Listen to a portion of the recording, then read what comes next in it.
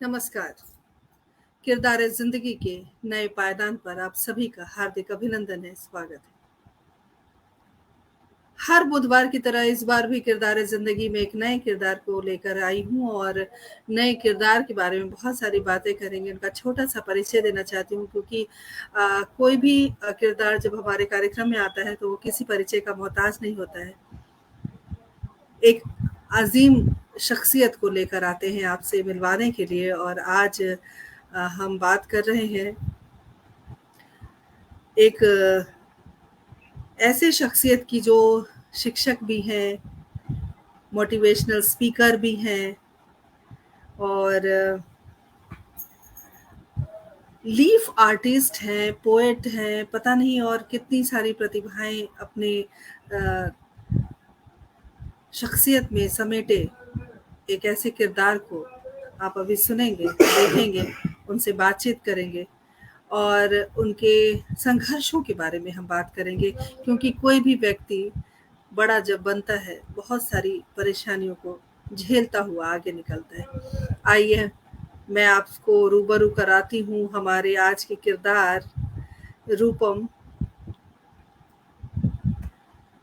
चटर्जी, माफ़ कीजिएगा, रूपम मुखर्जी जी से आपको मिलवा रही हूँ और रूपम जी बहुत-बहुत अभिनंदन, स्वागत है और बहुत सारे दर्शक धीरे-धीरे जुड़ धन्यवाद रहे मैम। हैं। हमारे आज के कार्यक्रम में आप अतिथि के रूप में हमारे आतिथ्य को आपने स्वीकार किया, उसके लिए हम आभारी हैं और जब भी हम बात करते हैं एक नए किरदार की तो उसकी जो एक छाप होती है वो बहुत ही अलग होती है और हर बार एक नया किरदार, हर बार एक नई शख्सियत और हर बार कुछ नया। तो इस बार भी कुछ नया है। डॉक्टर पुष्पलता तनेजा जी हमारे साथ जुड़ गई हैं, अभिनंदन, स्वागत है। रूपम जी, आप एक शिक्षक भी हैं, आप एक आर्टिस्ट भी हैं, आप एक कवि भी हैं, मोटिवेशनल स्पीकर भी हैं। इतना कुछ आपने अपनी छोटी सी दुनिया में, अब छोटे से व्यक्तित्व में आपने सहेजा हुआ है। कितना मुश्किल होता है या कितना आसान होता है अपने आप को इस तरह मल्टी टैलेंटेड बनाने में। तो मैं यहीं से आज की यात्रा शुरू करती हूँ और बंगाल की धरती से आप आते हैं और बंगाल भी प्रतिभाओं का एक गढ़ रहा है। जिस प्रकार बिहार को हम कह सकते हैं कि प्रतिभाएं वहाँ उपजती हैं मिट्टी में, बंगाल की भी कुछ ऐसी ही स्थिति है। चूँकि बंगाल और बिहार जो है वो बहुत ही पड़ोसी राज्य है, तो एक रिश्ता ये भी है वहाँ से। तो यहीं से बात शुरू करते हैं। आप अपने परिवार और अपने जो घर का एक माहौल होता है जहाँ से बच्चा पनपता है और आगे बढ़ता है, वहीं से हम आज की बात शुरू करते हैं। उसके बाद आपकी पूरी यात्रा को खंगालने की कोशिश करेंगे। बहुत-बहुत अभिनंदन, स्वागत है आपका। हाँ, नमस्ते आप सभी को। धन्यवाद वैष्णवी मैम आपको यहाँ पे बुलाने के लिए। तो मैं आपकी बात से बहुत सहमत हूँ। क्या होता है कि जब एक जो बच्चा जब पेरेंट्स उसको नर्चरिंग करते हैं ना, तो सही तरह से डायरेक्शन मिलना बहुत जरूरी है, क्योंकि हमारे पेरेंट्स जो होते हैं they are our first teachers. तो पेरेंट्स से हम लोग जो भी चीजें होते हैं हम लोग उसी चीज से सीखते हैं। तो मैंने भी कहीं ना कहीं से अपने पापा मित्र से सीखा है। तो माय फादर बेसिकली एक सेंट्रल गवर्नमेंट में नौकरी करते थे वो। अभी वो रिटायर हो चुके हैं। और मदर बेसिकली हाउस वाइफ है। तो पापा को मैंने हमेशा बचपन में एक ही चीज देखा है कि वो हमेशा कविताएं या साहित्य इसी में चर्चा करते रहते हैं। तो मैंने भी इसी चीज को आजमाया। मैं जब स्कूल लाइफ में था, जैसे आप कहते हैं कि मल्टी टैलेंटेड बनना, तो बेसिकली क्या होता है कि एक्सप्लोर नहीं हो पाते हैं। हमारे देश में ऐसे बहुत सारे टैलेंट्स हैं जो अभी हम लोग एक्सप्लोर नहीं कर पाते हैं। ऐसे मैं नहीं हूँ, ऐसे काफी सारे टैलेंटेड पर्सन है। ऑल ओवर इंडिया में अगर आप सर्च करेंगे तो बहुत मिलेंगे आपको। क्योंकि आज हमारे देश से अगर कोई मिसाइल बना सकते हैं, हमारा देश का आदमी अगर कोई साइंटिस्ट हो गया, अगर अगर चंद्रयान में जा सकता है तो सबके पास ये क्वालिटीज है। लेकिन प्रॉब्लम क्या होता है कि एक्सप्लोरेशन कैपेसिटी खत्म हो जाता है। तो मेरे साथ भी कुछ ऐसे ही था। मैं जब स्कूल लाइफ में था, बचपन में, तो मैं हमेशा कविता लिखता था, या हमारे स्कूल में एक मैगजीन हुआ करता था, और मैगजीन में हमेशा मैं कभी भी स्टोरी लिखना या पोएट्री लिखना, ये हमेशा मेरा चलता रहता था। तो ये मेरी बचपन की आदत है। तो कविता लिखना जब भी मुझे टाइम मिलता है तो मैं लिखता हूँ कविता। टीचिंग तो मेरी प्रोफेशन है, it's a part of my profession. तो जब भी मुझे टाइम मिलता है तो मैं थोड़ा सा कोशिश करता हूँ अपना 10-15 मिनट निकाल के कि कहीं पे कुछ फोकस करें और लिखें कुछ। होता है ना कि अल्फाज कभी खत्म नहीं होते हैं, तो अल्फाज जितने मन में आते हैं उतना बयां करो, उतना ही बेहतर होता है। तो मेरी जर्नी भी कुछ ऐसे ही थी। तो आज जर्नी कुछ अलग हो चुकी है। आज कई जगह पे मैं जाता हूँ तो इंसान मुझे एक अलग नजर से देखते हैं, तो मेरे कुछ कार्य के वजह से। तो एक्चुअली क्या हुआ था कि कोविड के टाइम इंसान ने ना, कोविड एक तरफ के लिए इंसानों को बहुत कुछ सिखाया है। हम लोग घर में बैठ के बहुत कुछ सीखे हैं। मैंने भी बहुत कुछ सीखा है कोविड के टाइम पे। हम लोग बहुत कुछ सीखे हैं कोविड के टाइम में। तो कोविड के टाइम में कुछ टर्निंग पॉइंट आया था मेरे लाइफ में। 20 सितंबर 2020। तो क्या हुआ था कि मेरे पेरेंट्स ने मुझे भेजा था मार्केट में कुछ दवाई लाने के लिए। तो क्या हुआ कि मैं वापस जब आ रहा था, हेलमेट था मेरे पास, तो मेरी गाड़ी जो है वो स्किड कर गई और पूरा मेरे पैर के ऊपर गिर गई वो। तो जब मैंने उठा, सबने मुझे उठाया, तो मैं चलने के स्थिति में नहीं था। तो मुझे इतना तो समझ में आ रहा था कि मेरा पैर टूट गया है। अब कितना हद तक टूटा है वो तो जब तक डॉक्टर देखेंगे नहीं तब तक तो मुझे पता नहीं चल रहा था। हाँ, मैं इतना कह सकता हूँ कि मेरे दाहिना वाला जो पैर था वो 360 डिग्री घूम रहा था। तो it was like a very pathetic scenario. तो फैमिली वाले को फोन गया वहां से, मैंने फोन किया पेरेंट्स को, मैंने फोन किया कि I met with an accident. तो ऐसे करते करते पेरेंट्स आए मेरे पास, उन लोगों ने रेस्क्यू किया। फिर उस टाइम मेरी फ्रेंच की क्लासेस भी चल रही थी। तो मैं हॉस्पिटल से एक्सरे करके सब कुछ करके मैं आया, और बहुत पेन हो रहा था बिकॉज सिचुएशन वाज अनबिलीवेबल। तो रोने के अलावा और कुछ था भी नहीं मेरे पास। Even my parents were also like very worried कि अब क्या करना है, नेक्स्ट स्टेप, दूसरा स्टेप क्या हो सकता है। आइदर ऑपरेशन, नहीं तो कुछ दूसरा कुछ चीजें। तो उस दर्द को भुलाने के लिए मैंने फ्रेंच का क्लासेस अटेंड किया, क्योंकि उस टाइम जो पेन हो रहा था, अगर मैं उस टाइम ज्यादा मैं सोचूं उस चीज पे तो मेरे पेरेंट्स मुश्किल में आ जाएंगे। होता है ना कि पेरेंट्स, एक सर्टन एज होता है पेरेंट्स को, जब भी अपने बच्चे को इस स्थिति में देखते हैं तो घबरा जाते हैं। तो मैंने अपने आप पे घबराया नहीं। मैं चीजों को क्या किया कि मैं नॉर्मली बोला कि ठीक है चलो कोई दिक्कत नहीं, मैं फ्रेंच का क्लासेस कर लेता हूँ। तो फ्रेंच क्लासेस करने के बाद क्या हुआ कि जो रिपोर्ट आया शाम को कि ये ऑपरेशनल केसेस है। तो मुझे थोड़ा सा डर लगा था ऑपरेशनल केसेस। तो 21 सितंबर को मेरा ऑपरेशन हुआ। 3.5 घंटे की ऑपरेशन थी, जिसमें मेरे पैर में 2 rod, 2 titanium rod, 4 plate, 3 bullet, 2 nuts और एक माइक्रोवोल्ट अभी भी लगा हुआ है पैर में। तो ये सीन देख के तो मुझे थोड़ा सा अपसेट हो गया था मैं।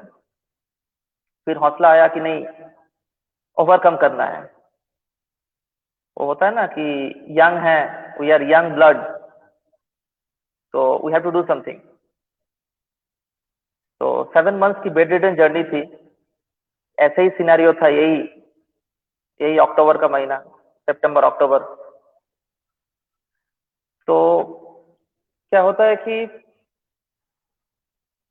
जब मैं 7 मंथ्स बेड रिडन जर्नी में था, तो डॉक्टर का कहना था कि मैं शायद नॉर्मली प्रॉपर तरीके से मैं चल नहीं पाऊंगा, और अगर मैं चल भी लिया तो maybe wheelchair, otherwise वैशाखी। ओहो। तो और कोई ऑप्शन नहीं था मेरे पास। तो मैंने डिसाइड किया कि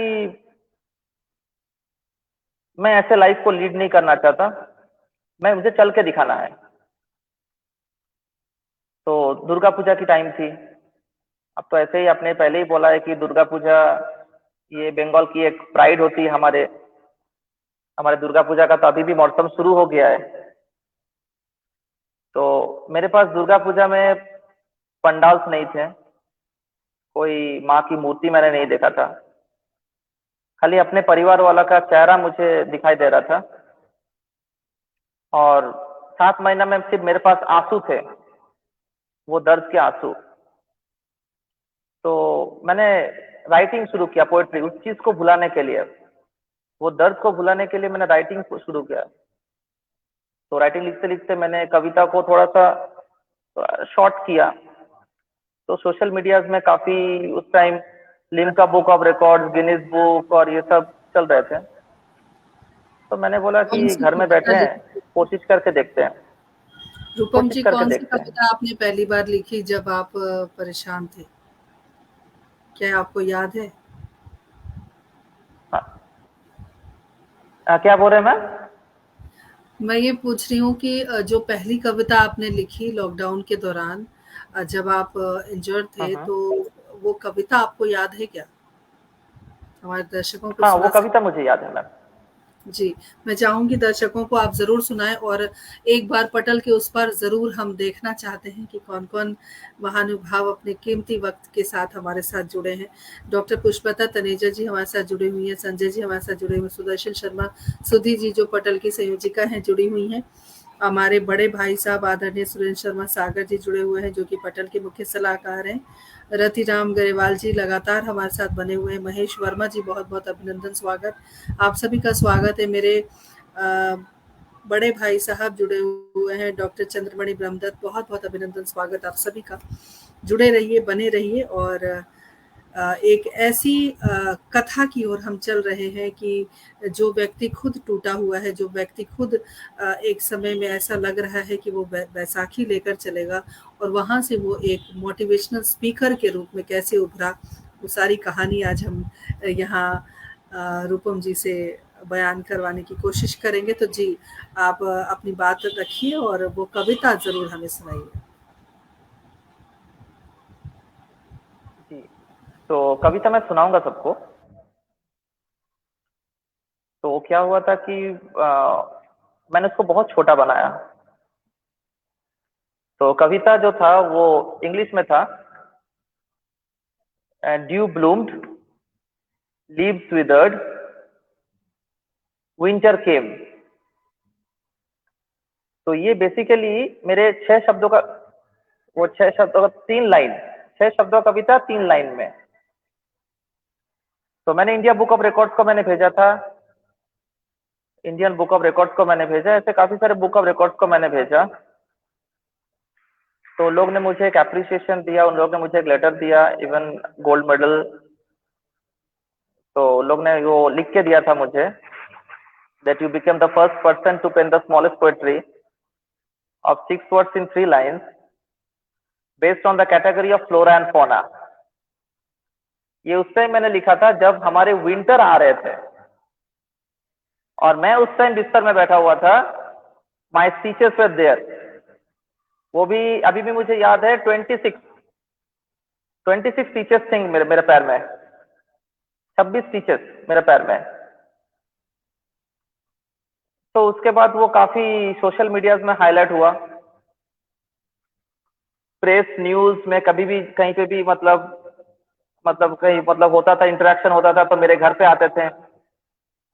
तो 3-4 न्यूज वाले जब मुझे देने के लिए आए या इंटरव्यू के लिए, इंटरव्यू के प्रोसेस में, तो मैं उस टाइम मेरे हाथ में क्रेच था। I was having just creche. तो लोग ने देखे मुझे बोला कि इट वॉज लाइक मतलब आप ऐसे क्यों किए? तो मैंने बोला कि ऐसा ऐसा जर्नी था मेरा। तो बोला आपका पैर में क्या हुआ? मैंने बोला एक्सीडेंटल केस है। तो उन लोग थोड़ा सा चौंक गए। तो बोले कि ये तो बड़ी अच्छी बात है कि आप इतना दर्द में भी लिख रहे हैं। तो हम बोले कि एक्चुअली क्या होता है ना, मन का जो संतुष्टि होता है कि एक तरफ पैर में कुछ हुआ है तो उस चीज को मुझे भुलाना है। क्योंकि मैं एक ही चीज जानता हूँ कि appreciation is the currency of success. अगर आपको कोई अप्रिसिएशन कर रहा है तो आप जिंदगी में बहुत आगे जाएंगे, और अगर कोई अप्रिसिएशन आपको नहीं कर रहा है तो आपके लिए मुश्किल हो जाता है। मैं अपने बच्चे को भी यही बोलता हूँ, ऐसे स्टूडेंट्स में भी ऐसे ही बोलता हूँ कि दो तरह के टीचर होते हैं। एक टीचर होते हैं जो बच्चे गलती करते हैं या नंबर कम लाते हैं, तो वो क्या होता है कि बच्चे टीचर्स कहते हैं कि तुमसे पढ़ाई नहीं होगा, पढ़ाई छोड़ दो, ये कर दो, वो कर दो। बच्चा क्या होता है, बच्चे बिल्कुल भी डीमोटिवेट हो जाते हैं। मैं इसी इसी बात पर आने वाली थी कि आप एक टीचर भी हैं, एक शिक्षक भी हैं, तो अपने जो स्टूडेंट हैं आपके, उनको आप किस प्रकार पढ़ाते हैं? और पढ़ाने का हर टीचर का अपना एक तरीका होता है, आपका तरीका कौन-सा है? चूँकि आप एक मेरा तरीका मोटिवेशनल होता है, मैं बच्चे को हमेशा मोटिवेशन चीज में पढ़ाता हूँ। वो बुकिश लैंग्वेज क्या होता है ना, बच्चे बच्चे पढ़ते हैं, कॉपी कर देते हैं, that is a different scenario. बच्चे को जब तक आप मोटिवेशन नहीं देंगे, बच्चे कम नंबर ला रहे हैं, कोई दिक्कत नहीं है। बच्चे के पेरेंट्स प्रेशर करते हैं, वो बच्चा ने 80% लाया है, तुम क्यों 70% ले आए? तो बच्चे फ्रस्ट्रेट हो जाते हैं, बच्चे गलत कदम उठा सकते हैं। तो मैं बच्चे को एक ही चीज बोलता हूँ कि 70% या 80% फैक्टर नहीं है, तुम उस चैप्टर को या उस टॉपिक को कितना समझे हो, दैट इज इंपॉर्टेंट। क्योंकि लाइफ में सबके अप डाउन होते हैं, मेरे भी लाइफ में अप डाउन थे, आज उसको ओवरकम मैंने किया। ऐसे बहुत जन हैं जो जिसको कठिन मतलब परिस्थिति में भी उन लोगों ने अपने आप को संभाल के रखा है। तो वो कहते हैं ना कि ए गुड लीडर और a captain is very important. वो बहुत जरूरी है, क्योंकि without a being good leader और अ कैप्टन नहीं हो सकता है। तो बच्चे को मैं हमेशा ही, जब भी मुझे टाइम मिलता है, 10-15 मिनट पहले, सेशन खत्म होने से पहले, मैं हमेशा उन लोग को एक छोटा सा मैं एक मोटिवेशन देता हूँ। ताकि क्या होता है कि नेक्स्ट स्टेप उन लोग आराम से उस चीज को निकाल पाए। क्योंकि मोटिवेशन और demotivation, this are the two things, ये दोनों चीज पे फोकस करना बहुत मुश्किल हो जाता है। क्योंकि जिस टाइम मेरा पैर में एक्सीडेंट था, मेरे पेरेंट्स ने मुझे बहुत मोटिवेट किया था। मेरे फैमिली मेंबर्स मेरे लिए बहुत इंपॉर्टेंट सपोर्ट बने।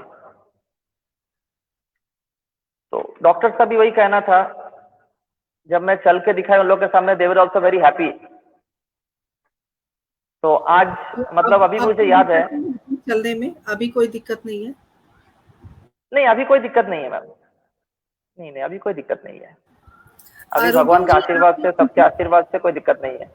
जी, रूपम जी आप एक लीफ आर्टिस्ट भी हैं, और मैंने देखा पीपल के पत्ते पर आपने बहुत सुंदर-सुंदर आकृति, यहाँ तक कि हमारे माननीय प्रधानमंत्री जी की भी तस्वीर आपने बनाई है, और भी बहुत सारी। तो ये जो लीफ पर कलाकृति करना, ये भी अपने ये गॉड गिफ्ट होता है, या आपने उसके लिए साधना की है? कहीं सीखा है या ईश्वर का वरदान नहीं है? नहीं, एक्चुअली क्या है कि पेंटिंग तो था ही, हमारे कोर्सेस में पेंटिंग था ही। जैसे नर्सरी से ही, अब मान के चलिए 1-2 से क्या बच्चे को सिखा दिया जाता है। अभी आपके पास कोई लीफ अवेलेबल है? नहीं, अभी तो नहीं है मैम मेरे पास, क्योंकि मैं तो अभी बैंगलोर में हूँ। तो अच्छा। वो मेरे घर पे हैं, बहुत सारे रखे हुए हैं। तो बहुत जन गिफ्ट के लिए भी पूछते हैं, कहीं पे मुझे टैग करना पड़ता है। तो जैसे एक्चुअली क्या हुआ था, ये सिनेरियो कहाँ से जगा कि मैं एक दिन पेरेंट्स को ऐसे ही होता है ना कि मैं कविता लिख रहा था, तो कविता लिखते लिखते वो लीव्स, वो जो मेरा लाइन था ना, लीव्स विदर्ड, तो मैंने बोला कि मैं अब एक चीज पे नहीं, थोड़ा सा मैं कुछ चेंज करता हूँ। तो मैंने पापा को बोला कि पापा अभी तो ये टाइम है, अभी तो हमारे घर के सामने में कुछ पीपल के पत्ते हैं, आप थोड़ा लेके आ सकते हैं? पापा ने बोला कि हाँ मैं लेके आ सकता हूँ, कोई दिक्कत नहीं है। तो मैंने उस पर थोड़ा सा पेंटिंग करके, मेरे पास एक छोटा वो ब्लेड था, विल्किंसन ब्लेड, तो उसको मैंने कर्व करना शुरू किया। तो कर्व करते करते एक बहुत सुंदर सा एक डायग्राम बना था, वो भी 26 जनवरी। तो मैंने एक प्रेस रिपोर्टर वाले को फोन किया कि थोड़ा देखिए तो ये कैसा लग रहा है। तो बोले ये तो बहुत अच्छा है रूपम। तो बोले कि हम बोले ठीक है, कोई दिक्कत नहीं है। ऐसे करते करते फिर नरेंद्र नहीं, उसके बाद शायद मुझे सोनू सर का मैंने पोस्टर बनाया था, लीफ आर्ट बनाया था मैंने। तो सोनू सर को मैंने ट्वीट भी किया था, उन्होंने इस चीज को बहुत हाईलाइट किया। मैं इसलिए सोनू सर को तहे दिल से बहुत शुक्रगुजार करता हूँ। तो सोनू सूद ने उसको किया था। उसके बाद जॉन अब्राहम, उसके बाद द्रौपदी मुर्मू से लेके ऐसे काफी सारे, पीएम नरेंद्र मोदी जी को भी मैंने ट्वीट किया था। तो आपको रिसेंटली तो काम चलते रहते हैं, ऑर्डर्स आते रहते हैं। बहुत सारे पुरस्कार से भी नवाजे गए हैं आप, और आपको इतने सारे जो पुरस्कार मिले हैं उसमें से एक अब्दुल कलाम जी के नाम से भी पुरस्कार अभी आपको हाल ही में मिला है। मिसाइल मैन अवार्ड से आप नवाजे गए हैं। और ऐसे बहुत सारे पुरस्कार जब किसी भी कलाकार को मिलते हैं तो एक वो अपने आप में एक बहुत बड़ा मोटिवेशन होता है, जब आप आगे बढ़ने की प्रेरणा पाते हैं। तो यहाँ जब आप स्वयं किसी पुरस्कार से सम्मानित हो रहे हैं, वहाँ पर जब आपके पास हुजूम है बच्चों का, तो बच्चे भी उस चीज को देखकर वहाँ मोटिवेट होते होंगे और उन्हें लगता होगा कि मेरे सर ऐसा कर रहे हैं तो मुझे भी ऐसा कुछ करना है। क्या कभी कोई ऐसा वाकया आया आपकी नजर में? हाँ ऐसा आया था। जब मैं अभी तो मैं थोड़ा सा घर से दूर हूँ, अभी तो जॉब सिनेरियो थोड़ा चेंज हुआ है, प्रोफाइल चेंज हो गया है। तो मैं लास्ट टाइम जब मैं घर पे ही था, घर का सामने मैं जॉब कर रहा था स्कूल पे, तो कोलकाता से मुझे जो स्टॉक से ऑफर आया था। तो मैं जब एज ए स्पीकर जो स्टॉक्स पे गया था, तो जब मेरा वीडियो वायरल हुआ, तो उसमें से आधे जो व्यूअर्स हैं वो सारे मेरे बच्चे ही हैं, वो सारे मेरे स्कूल के बच्चे हैं। तो जब भी मैं मुझे पता नहीं था, मैं एक्चुअली देखा भी नहीं, मैं एक्चुअली व्यूज चेक भी नहीं किया। मैंने देखा कि आया है, ठीक है, ओके फाइन। अब जब मैं अगला दिन स्कूल में क्लास में एंटर किया, तो सबने ताली बजाया, सारे बच्चे ने। तो मैं थोड़ा सा चौंक गया भाई, क्या आज आज तो मेरा बर्थडे नहीं है। तो उन लोग ने बोला कि सर आपका वीडियो हम लोग ने देखा। हम लोग कौन सा वीडियो भाई? बोले सर जो स्टॉक्स वाले वीडियो। हम बोले अच्छा, जो स्टॉक्स वाले वीडियो। तो मुझे पता भी नहीं है। तो हम बोले कितना व्यूज हुआ? बोला सर एक दिन में आपका 350 व्यूज हुआ है। तो अभी मैं चेक करके देखता हूँ, अभी शायद 5,000 से ज्यादा ही व्यूज है। बहुत बढ़िया। एक उससे कई कौतूहल ज्यादा है फॉलोअर्स है। रूपम जी, सुदर्शन जी ने पूछा है कि जो लीफ पर आप पेंट करते हैं वो पेंट किस चीज का है? सुदर्शन जी, मैं बताना चाहती हूँ कि लीफ पर पेंटिंग नहीं होती है। ये लीफ को कटिंग करके आप करते हैं शायद, है ना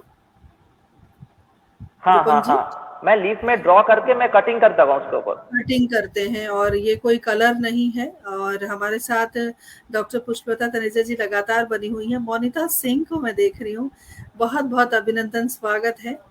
मोनिता सिंह हमारे साथ जुड़ी हैं, और राही राज जी बैंगलोर से हमारे साथ जुड़े हैं, बहुत बहुत अभिनंदन, स्वागत। रतिराम जी लगातार हमारे साथ बने हुए हैं, महेश वर्मा जी हमारे साथ बने हुए हैं, सभी का अभिनंदन है, स्वागत है। और जैसे कि लीफ में कलाकृति आप करते हैं, कभी मौका मिले तो मैं ज़रूर चाहूँगी कि एक कलाकृति आप मेरी भी तस्वीर बनाकर मुझे भेजें, ताकि एक यादगार तोहफ़ा रहे। ख़ैर ये तो बात हुई, लेकिन जब इंसान परेशान होता है और जब उसे लगता है कि चारों तरफ के रास्ते बंद हो गए हैं और ज़िंदगी रुक सी गई है, डॉक्टर ने भी कह दिया कि आप खड़े नहीं हो सकते या आप व्हील चेयर पे जा सकते हो, या फिर बहुत ज़्यादा ठीक हुए तो आप बैसाखी लेकर चल सकते हैं। उस समय रूपम को क्या महसूस हुआ था कि क्या आप व्हील चेयर के लिए बने हैं या आपको फिर से दौड़ना है? वो फीलिंग क्या थी आपकी? ऑब्वियसली दौड़ना है, वो होता है ना अनस्टॉपेबल। जैसे अभी यूथ में मैं काफी देखता हूँ कि बच्चे लोग हेडफोन में या यूथ नहीं तो यूट्यूब में गाना सुनते हैं अनस्टॉपेबल, तो वो एक सबसे अच्छी मोटिवेशनल गाना है, सुनना चाहिए। क्योंकि जिंदगी में अगर आपका रुकावट आ जाता है या आप जिंदगी में रुक जाते हो तो आप जिंदगी में आगे नहीं बढ़ पाओगे। तो जिंदगी में कभी भी रुकना नहीं चाहिए, क्योंकि बहुत ऐसा होता है कि आपके आपके रास्ते में बहुत कांटे रहेंगे, तो उसको कैसे आपको निकाल के फेंकना है, कैसे आपको उसको ओवरकम करना है, ये आपको सोचना होगा। क्योंकि नेगेटिविटी में हमेशा पॉजिटिविटी छुपा रहता है। क्योंकि अगर आप हमेशा नेगेटिविटी को लेकर चल रहे हैं तो आप पॉजिटिविटी नहीं कर पाएंगे। Be positive. हम लोग हमेशा लिखते हैं ना, good morning, have a very positive vibe. तो पॉजिटिविटी लाना बहुत जरूरी है। और पॉजिटिविटी लाएंगे कहाँ से? पॉजिटिविटी अपने आप में आता है मैम। क्या होता है ना कि आप हजारों आदमी से सुने, हजारों आदमी का बात सुने, तो आपको मन में होता है कि नहीं मुझे कुछ करना है। जैसे मैं अपने कलीग्स को मैं यही कहता हूँ कि उन लोग मुझे कल बता रहे थे कि सर कॉन्ग्रेचुलेशन, मुझे पता नहीं था आपको ये अवार्ड मिला था। तो बोले कि सर आप करते कैसे हैं? तो हम बोले देखिए, आप क्या होता है कि आफ्टर स्कूल आप घर चले जाते हैं। अब घर चले जाने के बाद आपका क्या होता है, डे का सिनेरियो खत्म हो जाता है। और मेरा क्या होता है, मैं स्कूल में बैठे मैं सोचता हूँ मैं स्कूल में जब मैं रहता हूँ, स्कूल जब मेरा छुट्टी होने का टाइम होता है, तो मैं हमेशा सोचता हूँ कि मुझे अब नेक्स्ट क्या करना है, what is my next duty. क्या मुझे मतलब कविता गोल लिखना सेट है? करना बहुत जरूरी है। नेक्स्ट हाँ, गोल के लिए आप क्या तैयार मुझे होंगे। कविता लिखना है? Goals. A person has to be very much goal oriented. क्योंकि अगर आपके लाइफ में गोल्स नहीं है तो सक्सेस नहीं आएंगे, सक्सेस नहीं आएंगे तो अचीवमेंट्स नहीं आएगा। आज मेरे साथ ऐसे काफी आदमी जुड़ते हैं, हर दिन काफी आदमी जुड़ते हैं जिनके जिनके मोटिवेशन स्किल्स वो मुझसे लेते हैं कि कैसे ऐसे करना है, ऐसे करना है। डिप्रेस नहीं होना है। सबके लाइफ में डिप्रेशन है, मेरे लाइफ में डिप्रेशन है। आज आज एग्जाम हुआ है, कल बच्चे को कॉपी सबमिट करना है, तो आपको कैसे करना है? लगातार सेशंस रहते हैं मेरे, कहीं ना कहीं पे अवार्ड सेरेमनीज रहता है, मैं नहीं जा पाता हूँ, स्कूल की छुट्टी नहीं मिलती हमेशा। तो ये सबसे बड़ी एक प्रॉब्लम है। रूपम जी, कौन कौन से विषय पढ़ाते हैं आप?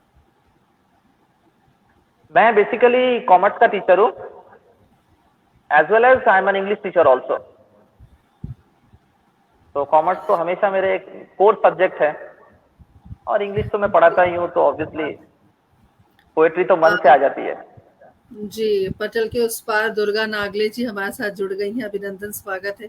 सभी बने हुए हैं, सभी जुड़े हुए हैं, सभी से एक ही गुजारिश है, कार्यक्रम को ज़्यादा से ज़्यादा शेयर कीजिए ताकि ज़्यादा से ज़्यादा लोगों तक हमारा ये वीडियो पहुँचे, हमारा ये कार्यक्रम पहुँचे और लोग मोटिवेट हों।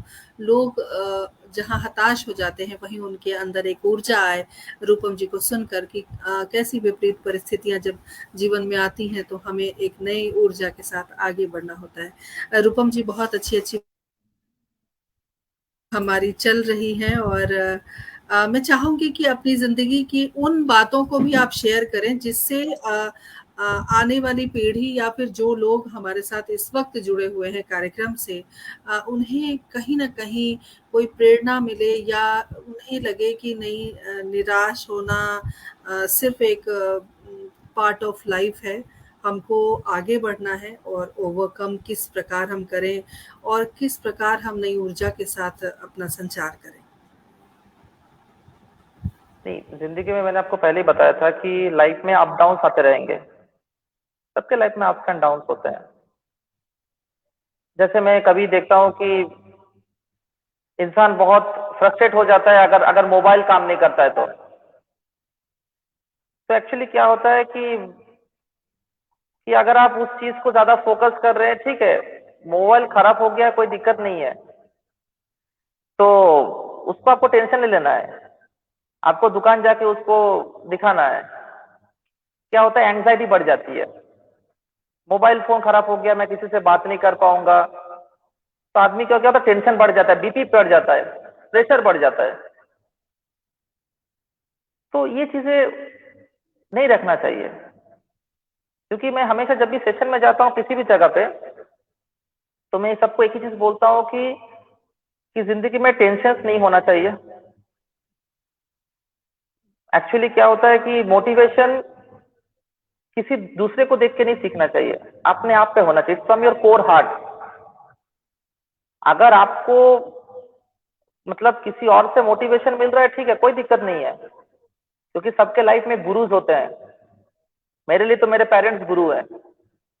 वो 7 महीना उन लोगों ने जो मुझे इस सिचुएशन से जो निकाला था मुझे, क्योंकि आप समझ रहे हैं कि 7 महीना बेड रिडन जर्नी, ना मैं उठ पा रहा हूँ ना मैं सो पा रहा हूँ, वो भी लंबा करके सोना। बाएं तरफ सोएंगे तो वहां पे स्टीच लगा हुआ है, पैर को दाहिने तरफ करेंगे वहां पे भी स्टीच लगा हुआ है, तो कंप्लीट लंबा सोना है। तो वो 7 महीने का जो जर्नी में मेरे पेरेंट्स मेरे मोटिवेशन बने थे। उन लोग ने कहा कि ये कुछ नहीं हुआ है। मुझे भी रियलाइज हुआ कुछ नहीं हुआ है। मेरा ऐसा सिचुएशन है, बॉर्डर में तो इतने सारे जवान जो हमारे देश को रक्षा कर रहे हैं, उनको कितने सारे मुश्किलें झेलना पड़ता है। कभी भी आप जाएंगे तो मेडिकल कॉलेज में आपको पता चलेगा कि किस तरह का सिचुएशन होता है। मैं तो एक ऐसे आदमी को भी जानता हूँ आर्मी से, जिनके राइट हैंड में 27 गोली लगे हुए थे। He was an army captain. उनको पद्मश्री भी मिला हुआ है, गैलेंट्री अवार्ड भी मिला हुआ है उनको। तो वो हमारे मोटिवेशन बनते हैं। हम तो अपने पेरेंट्स को देख भी सकते हैं कि आज मेरा हाथ पैर कुछ चोट लगा हुआ है, मेरे पेरेंट्स से हमेशा कोई दिक्कत नहीं है। जो बॉर्डर में रहते हैं वो तो अपने घर वाले को देख भी नहीं पाते हैं। तो उनके लिए अगर हम लोग मोटिवेशन बन सकते हैं, अगर उनको कोई तकलीफ होता है तो वो खुद मोटिवेशन बन जाते हैं। तो मोटिवेटर बनने के लिए आपको किसी दूसरे का सहारा का जरूरत नहीं होना है। आपको खुद अपने रास्ते को चूज करना है कि मुझे जिंदगी में करना क्या है। गोल्स बहुत जरूरी है। अगर मैं उस टाइम सोचता कि 7 महीना में मैं कैसे चल पाऊंगा, या चलने के लिए मेरा पास कैपेबिलिटी नहीं है, तो मैं आज शायद ना चल पाता ना मैं दौड़ पाता। आज मैं किसी जगह पे भी जाता हूं तो मेरे फैमिली वाले, मेरे दोस्त कहते हैं कि तुम्हारा पैर में लगा हुआ है ना। हम लोग, अच्छा लगा हुआ है, मुझे याद ही नहीं है। तो रुकना नहीं है जिंदगी में। जिस दिन आपका रुकावट हो गया उस दिन आप जिंदगी में कुछ नहीं कर पाएंगे, क्योंकि आपकी रुकावट आपकी जिंदगी में सबसे बड़ी एक मुश्किल है। उस चीज को मुश्किल से कैसे आपको निकालना है, वो आपको कैसे भी करके सोचना है। और जिंदगी में वो एपीजे अब्दुल कलाम ने कहे थे ना कि small dream is a crime. तो हमेशा छोटे अगर आप सपना देख रहे हो तो वो बहुत बुरी चीज है। आपको बहुत कुछ करना है। मैं आपको बताया ना, मैं जब भी स्कूल से आता हूं तो मेरे सारे कलीग्स अपने रूम पे चले जाते हैं, लेकिन मैं हमेशा सोचता हूं कि भाई मुझे नेक्स्ट स्टेप क्या करना है। कहीं पे सेशन रहता है, किसी का फ्रेंड आता है, कहीं मैं कुछ देखता हूँ कि कोई पे अवार्ड सेरेमनी से मुझे इनवाइट कर रहे हैं, मैं सोचता हूँ कि मैं जाऊं या नहीं जाऊं। बहुत जन के साथ मेरी मुलाकात होती है, मैं बेंगलोर में हूँ, मैं बेंगलोर में काफी जनों के साथ मैं मिल रहा हूँ, सबको अच्छा भी लग रहा है। तो ये चीजें होता है, ये इंटरेक्शन होना बहुत जरूरी है। बिल्कुल सही और कहा आपने। और आपके लिए जी, आप अपनी बात ज़रूर जारी रखें। डॉक्टर पुष्पलता तनेजा जी ने लिखा है, बहुत बहादुर हैं आप। तो यहाँ से भी आपके लिए बहुत सुंदर-सुंदर संदेश आ रहे हैं। और सुरेंद्र शर्मा सागर जी ने लिखा है, शानदार शख्सियत। तो ये भी अपने आप में एक बड़ी बात होती है, जब बहादुर तो बनना है मैम, सामने क्योंकि वाले अगर को मैं लगे। बहादुर नहीं बनता तो फिर मेरे मेरे पेरेंट्स के लिए मुश्किल हो जाते हैं। जी, तो आपको तो बहादुर बनना ही है, बिल्कुल। चाहे यूथ देश के के उस लिए पार रहे या देश के इस पार रहे, बिल्कुल सही कह आपको तो रहे हैं आप। बहादुर बनना ही है। जी, Rupam ji, as a teacher, as a motivational speaker, uh, youth के लिए क्या कहना चाहेंगे? क्योंकि यूथ कई बार अपनी दिशा से भटक जाती है, या शॉर्टकट अपनाना, या कम समय में ज़्यादा चीज़ें चाहने की जो एक हो सकता है कि आज का माहौल ऐसा है, आज की परिस्थिति ऐसी है। यूथ के लिए आपका क्या संदेश है? यूथ के लिए संदेश यही होता है कि जिंदगी में कभी भी शॉर्टकट कुछ होता ही नहीं है, शॉर्टकट हमारे डिक्शनरी में रहता ही नहीं है। क्योंकि जब तक आप किसी मुश्किल चीज को झेलेंगे नहीं, आपके स्ट्रगल लाइफ नहीं होगा, आप जिंदगी में सक्सेस नहीं कर पाएंगे। अगर आपको सब कुछ मिल जाता है तो आपके लिए वो सक्सेस नहीं है। अगर आपको नहीं मिलता है, आपको अगर उस चीज को अगर आपको कमाना पड़ता है, तो वो आपके लिए सक्सेस है। तो यूथ में मैंने एक चीज देखा है कि शॉर्टकट अपनाना या डिप्रेशन में चले जाना या थोड़ा फ्रिकल माइंडनेस जो होते हैं, ये यूथ में बहुत ज्यादा है। एक्चुअली क्या होता है कि उन लोग ना फोकस नहीं कर पाते हैं। एक्चुअली हमारे करिकुलम इतना शॉर्टकट हो चुका है कि उन लोग हर चीज में शॉर्टकट ढूंढने का कोशिश करते हैं। तो अगर एक जगह पर स्टेबल रहेंगे कि नहीं मुझे जिंदगी में यही करना है, मेरे पेरेंट्स ने कभी मुझे ये नहीं बोला कि तुमको डॉक्टर बनना है या इंजीनियर बनना है, तो मेरा डिसीजन था कि मुझे टीचिंग में आना है। तो कभी पेरेंट्स ये कभी उन लोगों ने ये सोचा भी नहीं कि इनको भाई डॉक्टर बनना है, इनको इंजीनियर बनना है। नहीं बनना है तो कोई दिक्कत नहीं है, अगर सब डॉक्टर बन जाएंगे तो फिर टीचर कहाँ जाएंगे? टीचर का भी तो कुछ रोल होता है ना प्ले का। सब अगर डॉक्टर बन जाएंगे, लॉयर बन जाएंगे, टीचर का एडवोकेट कुछ बन जाएंगे, नहीं, इंजीनियर टीचर बन का जाएंगे। बहुत बड़ा रोल है। अगर टीचर ना हो, अच्छे टीचर ना हो, तो यूथ ना तो वो सही से पढ़ पाएगी, ना एक दिशा हीन हो जाएगी। तो बहुत ज़रूरी है, एक एग्जैक्टली। अच्छा शिक्षक होना बहुत ज़रूरी है। डॉक्टर, इंजीनियर तो बनते ही रहते हैं, लेकिन एक बेहतरीन शिक्षक होना, मुझे लगता है अपने आप में शिक्षक बनना बहुत। बहुत बहुत मुश्किल है मैम, क्योंकि आजकल का जमाने में क्या होता है कि a very good teacher is very different. क्योंकि मैं जब भी क्लासेस में जाता हूँ, मैं सबसे पहले एक ही चीज देखता हूँ कि बच्चे डिसिप्लिन है कि नहीं। क्योंकि बच्चे में अगर डिसिप्लिन एक्टिविटीज अगर बढ़ते हैं तो बच्चे में ऑटोमेटिक वो पावरफुल मोटिव आएंगे, क्योंकि जरूरी है। क्योंकि मोटिवेशन एक मेजर रोल प्ले करता है। मैं 10-15 मिनट पहले ही क्लास को थोड़ा सा मैं कुछ मोटिवेशन देता हूँ। मैं बच्चे को देखता हूँ, क्योंकि कॉमर्स के बच्चे हैं तो थोड़ा सा क्लास 10 के बाद जब आते हैं, थोड़ा सा उन लोग का बैलेंस मुश्किल हो जाता है, क्योंकि उन लोग क्लास 10 में कुछ अलग सब्जेक्ट पढ़ के आए हैं। अब जब कॉमर्स में आते हैं तो उन लोग का थोड़ा सिलेबस ही चेंज हो जाता है, उन लोग थोड़ा डिप्रेस हो जाते हैं। तो मैंने एक ही चीज कहा था कि जब हम तुम्हारा टीचर होकर अगर डिप्रेस में नहीं थे तो तुमको डिप्रेस क्यों होना है? तो बच्चे हमेशा मुझे बहुत सपोर्ट करते हैं इस चीज के लिए कि सर आपको कोई भी प्रॉब्लम होगा तो हम, हाँ मेरा दरवाजा हमेशा खुला हुआ है।